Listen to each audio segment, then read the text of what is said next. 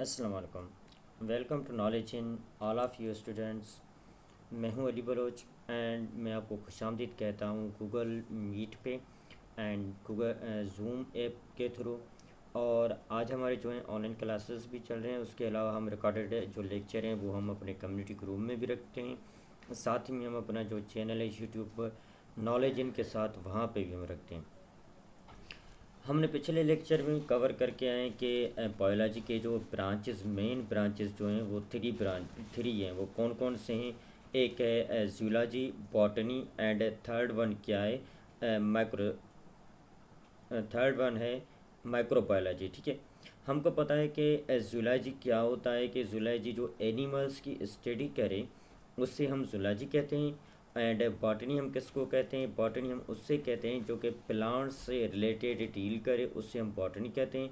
And microbiology वो है जो कि माइक्रोस्कोप के through organisms such as bacteria की हम जो है मुतालिया करें तो उससे हम माइक्रोबायोलॉजी कहलाते हैं। अगर ये लेक्चर आपने नहीं सुना है अभी तक तो आप हमारे यूट्यूब चैनल में जाके प्ले लिस्ट में जाके आप बायोलॉजी की ये लेक्चर आप सुन सकते हैं। आज हम डिस्कस करेंगे ब्रांचेस ऑफ बायोलॉजी। बायोलॉजी की हम ब्रांचेस को डिस्कस करेंगे और साथ ही साथ में मैं आपको इनकी जो नोट्स भी प्रोवाइड करता रहूँगा और करता भी हूँ। जो भी हमारे स्टूडेंट्स जो हमसे रिलेटेड हैं हम उनको जो हैं वीकेंड बेसिस पे जो है नोट्स भी प्रोवाइड करते हैं। डेली बेसिस पे भी हम नोट्स प्रोवाइड करते हैं और साथ ही साथ में वीकेंड बेसिस पे भी जो है इसको नोट्स हम प्रोवाइड कर देते हैं। ठीक है। सबसे पहले जो है हमारा ब्रांचेस ऑफ बायोलॉजी में मॉर्फोलॉजी आता है। अभी ये मॉर्फोलॉजी क्या है आप इसके डेफिनेशन से ही अंदाज़ा लगा सकते हैं। The study of external form and structure of organisms.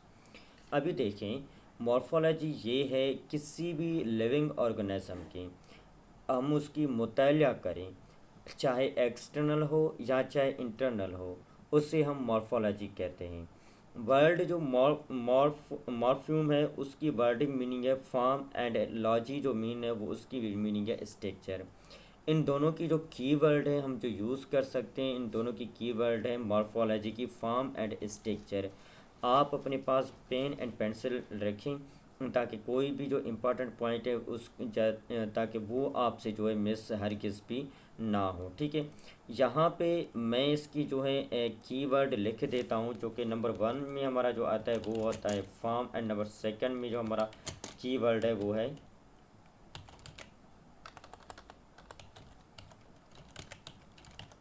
Structure. ठीक है। ये हमारे हो गए दो कीवर्ड जो कि हम स्टडी करेंगे इसमें। और ये एक किस बात की जो है दो कीवर्ड है फॉर्म एंड स्ट्रक्चर, ये इंटरनल भी होता है एंड एक्सटर्नल भी होता है जिसे हम मॉर्फोलॉजी इंटरनल कहते हैं एंड मॉर्फोलॉजी एक्सटर्नल कहते हैं जो कि हम ऑर्गेनिज्म बॉडी की स्टडी करते हैं। आई होप कि आप यहाँ तक क्लियर होंगे। यहाँ पे इस ग्रुप में डॉक्टर साहब भी मौजूद हैं, दीगर भी हमारे कैंडिडेट्स इंजीनियर हैं, बहुत सारे कैंडिडेट्स जो हैं यहाँ पे मौजूद हैं। अगर मैं आपको कहाँ भी गलत लगूँ या मैं किसी भी बात पे गलत कॉन्सेप्ट दूँ को काइंडली मुझे मेरी नॉलेज में इजाफ़ा करके आप मुझे गाइड कर सकते हैं। ठीक है। उसके बाद हम बात करेंगे नंबर सेकंड में एनाटॉमी। अभी एनाटॉमी क्या है, इसकी इससे रिलेटेड कौन कौन से चीज़ें हैं। अभी देखें जो एनाटॉमी की जो डेफिनेशन है the study of internal parts of body of living organisms by cutting them open. Morphology को दूसरे वर्डों में हम एनाटॉमी भी कहते हैं। अभी देखें हमने पहले ही डिस्कस करके आए हैं कि मॉर्फोलॉजी जो है एक्सटर्नल भी है एंड इंटरनल भी है। एनाटॉमी जो है इसका भी यही काम है जो कि इंटरनल चीज़ों की जो कि ऑर्गेनिज्म लिविंग ऑर्गेनिज्म की जो इंटरनल जो भी ये चीज़ें वो उसमें जो है हम जो है काम करते हैं और उसमें जो है रिसर्च करते हैं।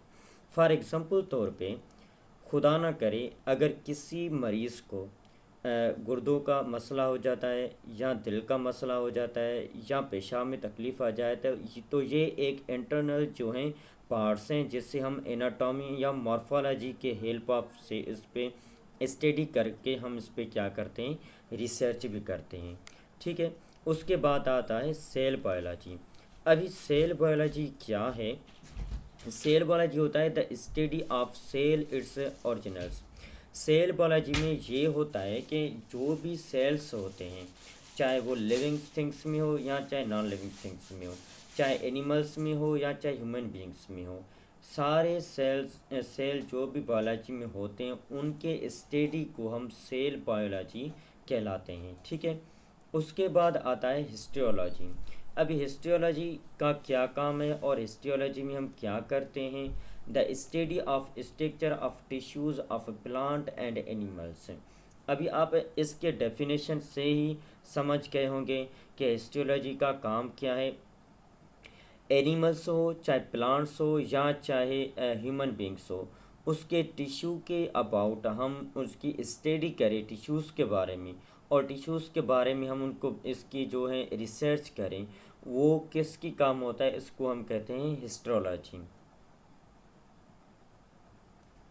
अभी जो हमारा सेकंड पार्ट है वो आ जाता है फिजियोलॉजी में, ठीक है।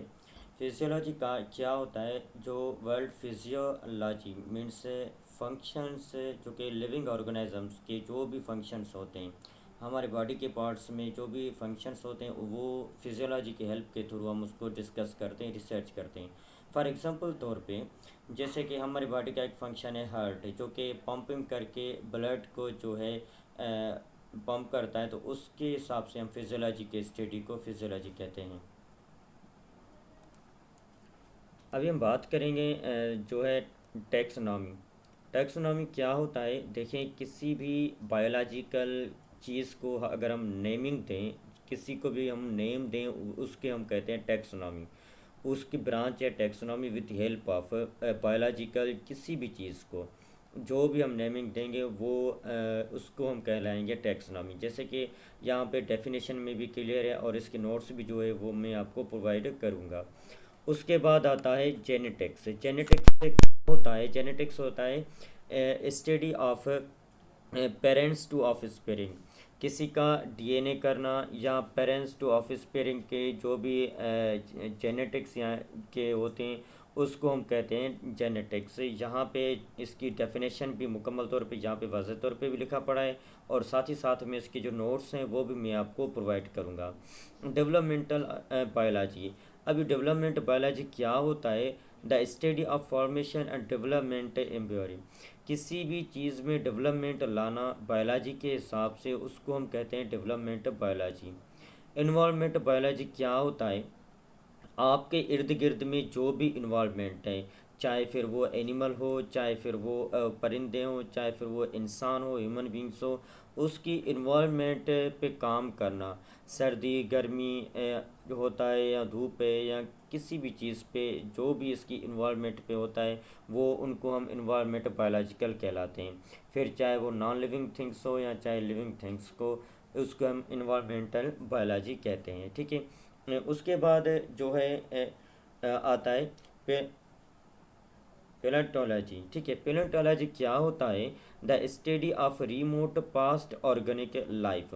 अभी देखें, किसी भी ऑर्गेनिक चीज़ पे काम कर, सॉरी ऑर्गेनिक नहीं पर बट पास्ट एंसेंट वाले जो भी चीज़ होते हैं, एक एग्जांपल मैं आपको दूं, जैसे कि मोहनजोदड़ो में जो काम चलता है, वहाँ पे रिसर्च वाले चाहते हैं किसी को कोई एक हड्डी में हाथ आ जाए, या किसी को कोई किसी का ढांचा हाथ आ जाए, या किसी को किसी भी किस्म का जो चीज़ आ जाए, उस पास्ट वाले ऑर्गेनिक लाइफ के बारे में कोई भी रिसर्च करना, उसको हम कहलाते हैं पेलेंटोलॉजी, ठीक है।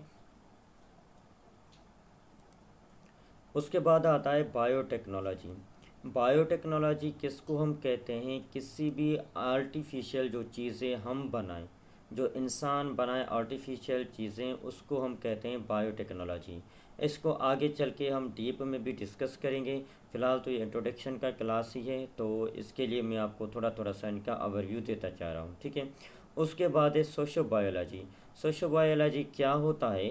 The study of social behaviour of living organisms, that is interaction between themselves. किसी भी सोशल बायोलॉजी की जो सोशल बिहेवियर होता है उसको हम कहलाते हैं सोशल बायोलॉजी, ठीक है।